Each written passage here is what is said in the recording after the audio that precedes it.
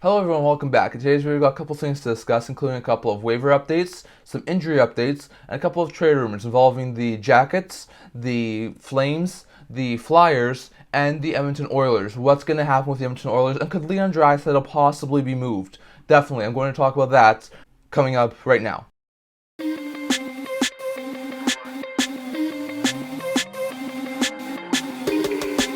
Hello everyone, welcome back to another video here at the Internet Hockey Channel. Before I begin this video, don't forget to like this video, and if you're related to it, remember to subscribe down below. We are so close to 200 subscribers. Thank you for all of your support. I would never be able to do it with all of you guys, so don't forget to subscribe. I know, as usual, I'll probably start off by discussing signings and PTO updates, but there's been none over the past couple of days. If you look at the signings, there's been none over the past couple of days. PTO updates, we still have Halak, Ritchie, and Pishuk, who are also on PTOs, have not been released from the PTOs, have not been signed to new NHL deals, so nothing really to talk about over there. We do have a couple of waiver updates to talk about, so that's where I'll start here today. Like we talked about on Thursday, Andreas Johnsson was placed on unconditional waivers for purpose of contract termination. He did indeed clear waivers, so he has been cleared. His contract has been terminated. He's no longer with the Penguins. He'll go overseas. Like we already talked about, he signed a contract in the SHL, so he'll go play over there. Not a big surprise there. I am still surprised that his contract's gone so south since playing with the Toronto Maple Leafs just a couple of years ago, but it is what it is. He's going over to the SHL hopefully to play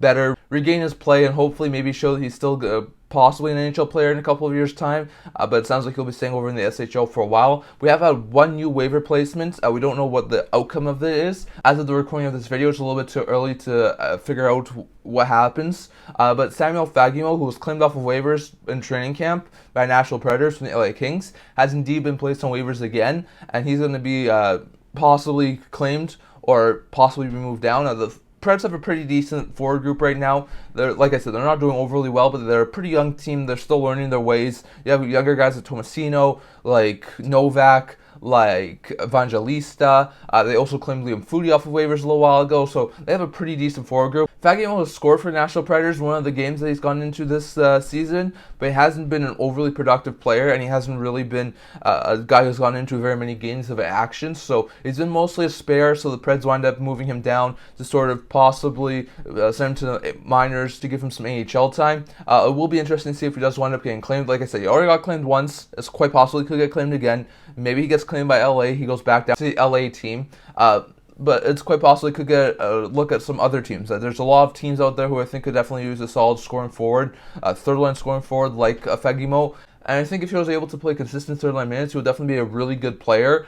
So definitely, I think Fagemo could wind up getting claimed.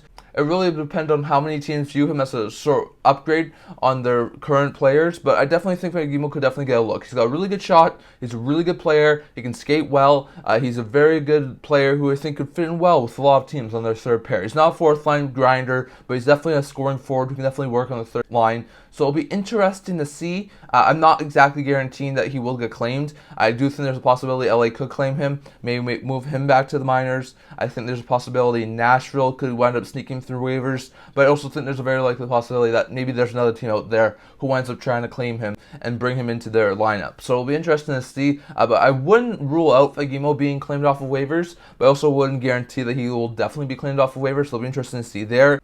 That's the only waiver update we have for today. We do have a couple of injury updates to talk about here today. 2 days ago, we had a lot of injury updates. The Boston Bruins had Morgan Geekie out with an undisclosed injury. He's going to be out for an unknown period of time. Alec was dealing with a lower body injury. He's day-to-day right now for the New York Islanders. Alex Tuch had an upper body injury. He was out day-to-day for the Buffalo Sabres. But then these guys were all cleared to play and return to game action. That is Jacob Lauko for the Boston Bruins, Ravith Ansons for the Pittsburgh Penguins, who was on season opening injury reserve and was sent back down.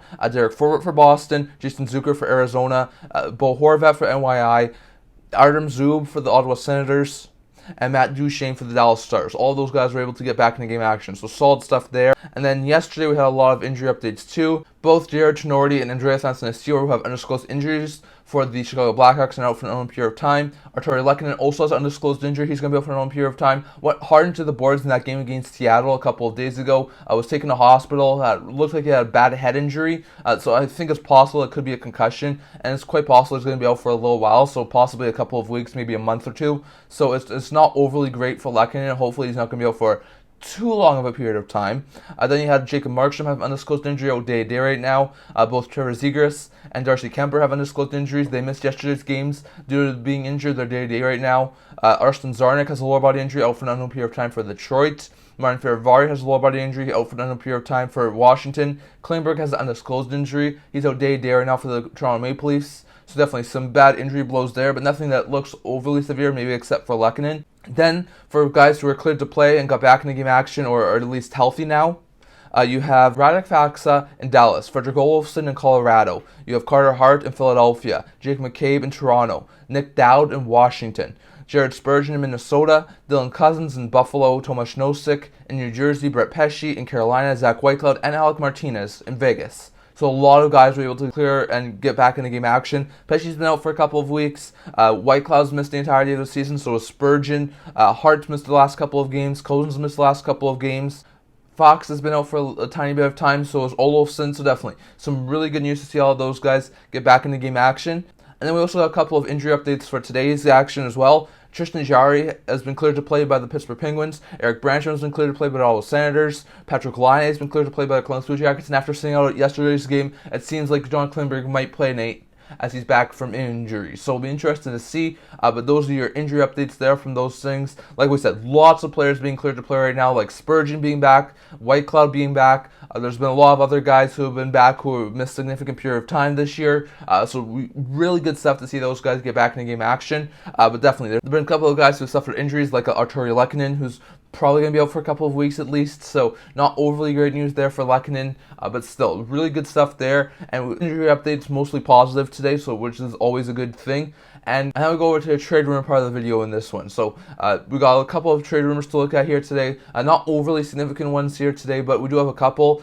First, I wanted to look at Morgan Frost. After getting back into game action for a couple of games for Philadelphia Flyers due to injuries like with John Couturier, Frost was scratched again. He did get back into game action yesterday, but there's a lot of people right now saying that Frost is a very likely trade candidate. He's not fitting in well with John Tortorella. He had a fantastic year last year, putting up 46 points in 81 games. So far, only has an assist in 7 games, only playing in half of the Flyers games so far this year. So it's not overly good right now for Frost. He's not putting up a lot of points. He's not getting very much of a rhythm going. He keeps on getting healthy scratched. There's a lot of people who think that Frost will be dealt at some point. Now, it sounds like the Flyers were trying to deal him in the offseason, didn't like a return that they were getting, so they wound up signing him to a 2-year, $2.1 million deal. I still think there will be a lot of teams out there, especially some of the younger teams who could use a young top 6 center, who could definitely use Frost. On a cup contending team, Frost is like a third-line center. On more of a younger team, he's more of a second-line center. He can definitely work really well. So I do think there will be a ton of teams interested in Frost if he was available. But it sounds like Frost, Tortorella, they're not really fitting in together well. It doesn't sound like Tortorella really likes Frost that much, putting him into the lineup not too much. And it sounds like there's a very likely chance that there's going to be a trade at some point. So it'll be interesting to see what sort of trade that would want. I know they said there was not really getting much of what they wanted in the offseason. So it sounds like they weren't getting what they wanted in the offseason when they were shopping Frost. So my guess would be they could probably get at least like a second, maybe third round pick for Frost, maybe a decent level prospect. So I'm not exactly sure what Philly would want for Frost if they were to trade him, but I definitely think there's a very likely chance Frost gets moved. Frost, like I said, really good second line center, team who's still rebuilding, a third line center on more of a cup contender team, and I think for a team who needs some center help, they could definitely move him. So it'll be interesting to see, but I definitely do think there's a very likely chance Frost gets moved. Maybe not in the not too distant future, maybe this is something closer to a deadline, but with the way Frost has been in and out of the lineup this year, I think there's a very likely chance Frost gets moved at some point. Then we have some rumors surrounding the Columbus Blue Jackets and it sounds like Sharks. I've seen this from a couple of sources. Not exactly sure if they're 100% true, but it sounds like the Sharks may have interest in acquiring a Columbus Blue Jackets defenseman. They want to try and get better defensively. They're not doing overly well. Like we said, Blackwood's still on his head to get the San Jose Sharks a couple of wins this year. But besides that, this team has been awful offensively, awful defensively. They've not been able to keep the puck out of their net. They've not been able to score. So they could definitely use some improvements. We talked about this on Thursday, how they acquired Kalen Addison. It was a fantastic move, in my opinion, to get a solid offensive defenseman. And there's some people out there who think that they could try and look to acquire Adam Boqvist as well. We know the Jackets have a really plethora of defensemen right now. They're looking to move a couple of them. They really do need some more cap flexibility as well. They can move Boqvist to the San Jose Sharks, and he can play a consistent top 4 role. a defenseman that the Chicago Blackhawks were hoping they were getting when they drafted him. So I definitely think Boqvist could be a very good fit in San Jose as like a top 4 offensive defenseman, just like a sort of a Kalen Addison, except a little bit more mature. He does have a couple of years left before his contract expires, so it will be interesting to see if this is a route that the San Jose Sharks go to try and improve their defense. It may not happen right now. It may happen a little bit later into the season. But definitely, I think this is a possible option there for the San Jose Sharks to improve their team. I think they could definitely improve their team to get a little bit more better defensively, also offensively, with Boqvist being an offensive defenseman. So this could be a good fit, in my opinion, for both sides. The Sharks could definitely stand to use another defenseman who's NHL caliber. The Jackets need some more cap flexibility. They could try and get something for the San Jose Sharks, like we saw with the Wild. They did not give up too much for Addison. They could do sort of the same thing for Boqvist, maybe give up like a lower end player or a lower end prospect and maybe like a 3rd or 4th round pick for Boqvist. I think it's a very likely possibility of something that could happen. So it'll be interesting to see, but I definitely do see the reason behind this. The Sharks could definitely use another defenseman. The Jackets could definitely use some more space on their roster, on their cap. So I definitely could see why this move would make sense for both sides. It'll be interesting to see if it does come to fruition. But definitely, I think the Jackets could definitely stand to move a defenseman, whether it be Boqvist, whether it be Peak, whether it be to the Sharks or someone else. I think there's a very likely chance the Jackets move someone. The Sharks, like we said, could definitely use some more defensive help, could definitely use some more defensive bodies, NHL defensive bodies. They could use some players who could play on the 3rd pair, play on the 2nd pair, help even offensively like a Boqvist or Addison can. So I could definitely see how the Sharks will make this trade, especially if the asking price is not overly expensive and if Boqvist can fit in for the next couple of years. So it'll be interesting to see, but that's sort of what we're hearing around Boqvist and Peak right now. Like we said, there's still some talk that they could go to another team who could use the top 4, top 6 defensemen like Vancouver or something. So it'll be interesting to see. But it sounds like the Sharks could be a player for one of those two guys, and especially Boqvist, who's a little bit younger and has a little bit more offensive upside. I think that'll be a really good move there for the San Jose Sharks. We'll have to wait and see there. Going back to the Calgary Flames, we've talked about their 3 top UFA defensemen at length, either in the offseason or this year. First, there was Noah Hanifin.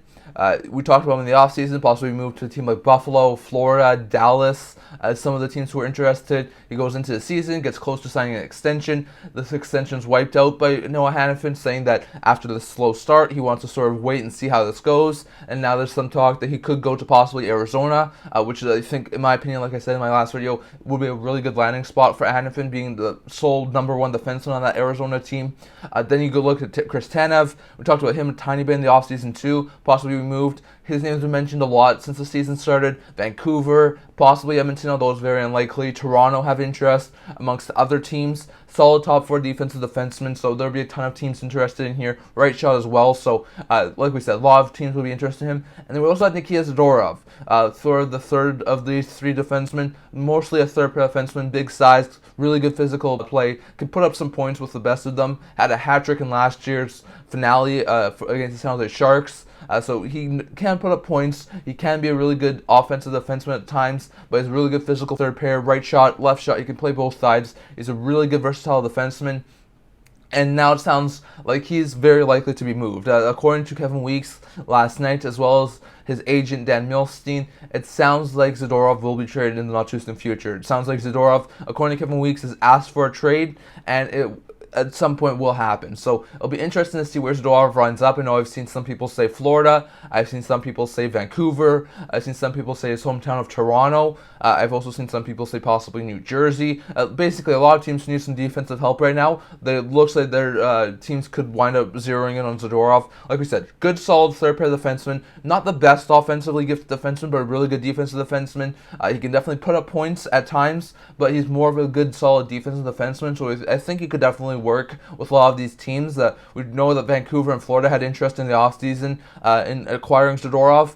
It sounds like Toronto could be of interest, maybe Jersey as well. So it'll be interesting to see, but Zadorov is a name we're going to have to watch out for, as it sounds like he's possibly going to get moved in the not-too-distant future. Not exactly sure if it's a guarantee it's going to be any time in the near future, or if it'll be later on to the season, possibly closer to the deadline. But it does sound like Zadorov will possibly be moved, and it sounds like it could command a pretty high asking price. I could see the Zadorov be moved for like a second-round pick for the Calgary Flames, so it'll be interesting to see. But third pair, physical player who could definitely put up a couple of points and play on the right side is a player who a lot of teams would love on their defensive end. So don't be surprised if we see Zadorov trade in the not too distant future, but definitely I think there's a very likely chance Zadorov gets moved in the not too distant future after it sounds like he asked for a trade. And lastly here about the Edmonton Oilers. What's next for Edmonton? They have reached rock bottom after losing to the San Jose Sharks. They're not doing overly well this year. It's continued, the sky's falling in Edmonton, and it looks like there's an extremely likely chance that there's possibly could miss the playoffs this year. Now, the Edmonton Oilers are really resilient. They've gone through slow stretches before. I'm not going to guarantee they miss the playoffs, but if you look at the points difference, they're already 14 points back of the Kings. They're 16 points back of the Canucks. They're 20 points back of the Golden Knights. There is a very likely chance that those three spots are already out of reach for Edmonton. They could still go in as a wildcard team, but I really think unless something really drastic happens, the Kings, Canucks, and Knights are way too ahead of the Oilers right now. The Oilers to catch up. So if the Oilers continue to falter, there's going to be a very likely chance that they miss the playoffs. And if they miss the playoffs, there will be huge changes in Edmonton because they were supposed to be cup or bust this year, and they are starting off hugely in the bust category. So it'll be interesting to see what happens next for the Edmonton Oilers. There's a lot of people that say that after the Edmonton Oilers' current road trip, which I think either ends today against Seattle or in their next game against the Islanders, that the Oilers will make their coaching change and that Jay Woodcroft will be let go. Really bad for him. A lot of people think, and I agree, that Jay Woodcroft shouldn't be fired. It's the only move that they can really do right now, but Woodcroft has been a really fantastic coach with Edmonton. He's not done overly bad with the Oilers, so I know that he's not done fantastic with Edmonton this year, but prior to this year, he helped them get to the Western Conference Final. He helped them have a fantastic year last year, so I don't think this is on Woodcroft, but it does sound like he will get fired at some point. Elliot Friedman on his recent 32 Thoughts podcast did mention that he was hearing that Wednesday it sounded like there was a big trade for the Edmonton Oilers that would have helped their goaltending situation. Not Campbell. It wasn't him being placed on waivers or something. But it was sounding like they were going to try and add a goaltender on Wednesday in some sort of a big trade. And it sounded like it was going to be a pretty significant one. So it'll be interesting to see what sort of a trade that was and if it sort of gets revisited. He said he doesn't know if it fell apart, if it just hasn't happened yet. But Friedman did say that it did sound like at that time there was going to be some sort of a big trade. So maybe they still pull off a big trade. Maybe they can still salvage their season. I've still seen a lot of people say maybe Jake Allen with the Canadiens possibly getting like a guy like Xavier Bourgault in return. Maybe there's a bigger trade package involved, but I've seen some people say that. I've also seen some people say Binnington. Like I said, maybe not the best thing was Binnington's streakiness and his decline over the past couple of years, plus higher cap hits. I know he started off well this year, but maybe not the best idea. Like we said, Saros is probably the best goalie that could definitely help the Edmonton Oilers, even with their weak defense. But we already know that Saros would take a massive fortune to pry out of Nashville. Still don't think it's a very likely option for the Edmonton Oilers, given how well Saros is playing for the Nashville Predators right now. They could ask for like a couple of first-round picks, prospect or two. They could definitely ask for a ton for Saros if they were to move him. So it'll be interesting to see, but I definitely don't expect Saros to be the solution for Edmonton because I don't think they had that many assets to give to Nashville. But it'll be definitely interesting to see what happens in a sort of a trade. But if they were to wind up missing the playoffs, one, they don't have too many pieces they could sell off at the trade deadline if they were to miss the playoffs.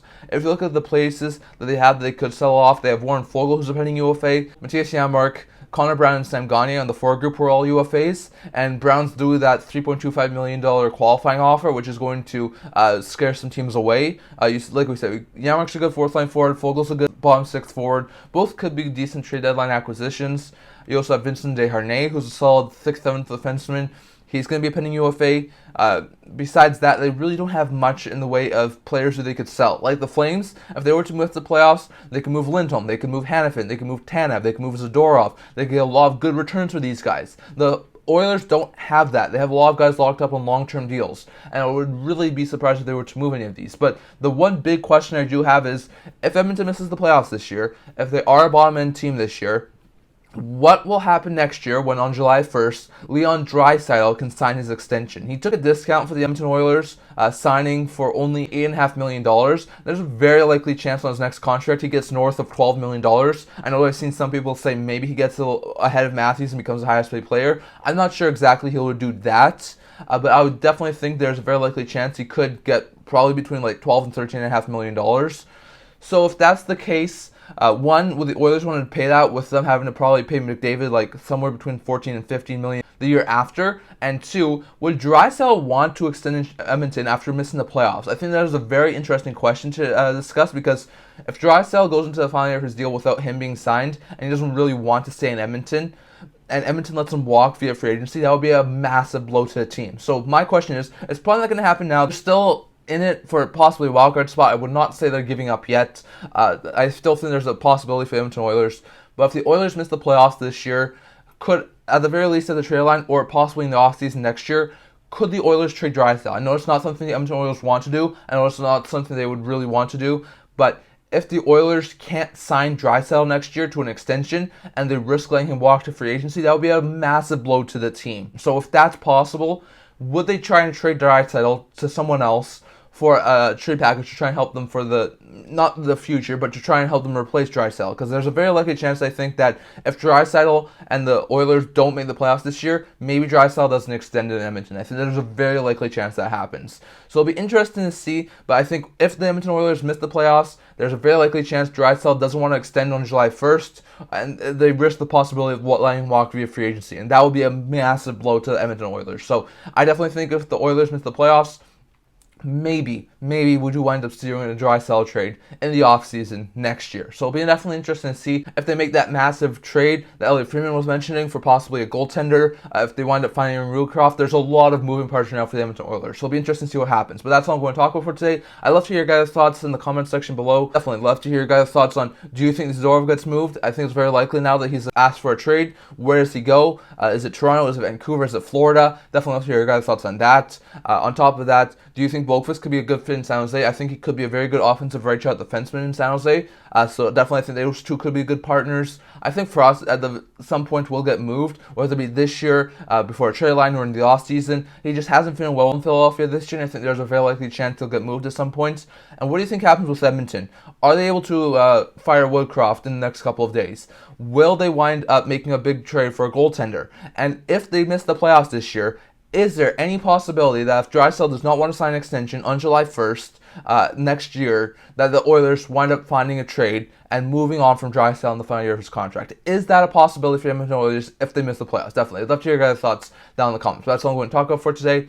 Remember to like this video, and if you're related, remember to subscribe down below. We are so close to 200 subscribers. Thank you for all of your support. I would never be able to do this without you guys, so don't forget to subscribe. I also have a blog talking about news, rumors, analysis, stuff like that. So definitely check that out. I'll leave links down in the description below. And I can't wait to see you guys all for the next video. See you guys soon.